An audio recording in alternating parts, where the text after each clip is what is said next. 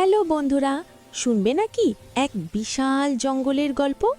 সেখানে ছিল এক দুষ্টু বানর টুনু আর আমাদের শান্ত নীলু হাতি। টুনু তো সারা দিন লাফালাফি করত আর নীলুকে খেপাতো। ও নীলু ভাই, তোমার শরীরটা এত ভারী, তুমি তো নড়তেই পারো না। আমাকে দেখো, আমি সুপার ফাস্ট। নীলু কিছু বলতো না, শুধু মুচকি হাসত। হঠাৎ একদিন কি হলো জানো? ওমা, ভয়ঙ্কর ঝড় শুরু হলো। শোঁ শোঁ, টুনু যে ডালে বসেছিল সেটা মরমর করে ভেঙে সোজা নদীতে ধপ্পাস। টুনু তো সাঁতার জানে না, সে চেঁচাতে লাগলো, বাঁচাও বাঁচাও, আমি ডুবে যাচ্ছি। ইস, কি বিপদ! বাকিরা সব পালিয়ে গেল, কিন্তু নীলু ভয় পেল না। সে তার ভারী শরীর নিয়ে গট গট করে পানিতে নামল। স্রোত তাকে ভাসাতে পারল না।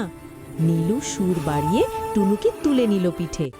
ডাঙায় উঠে ভিজে চুপসে যাওয়া টুনু কান ধরে বলল, সরি নীলু ভাই, আজ বুঝলাম তোমার এই ভারী শরীরটাই আসল শক্তি। গল্পের শিক্ষা, কাউকে ছোট ভেবো না বন্ধুরা, সবারই নিজস্ব শক্তি আছে।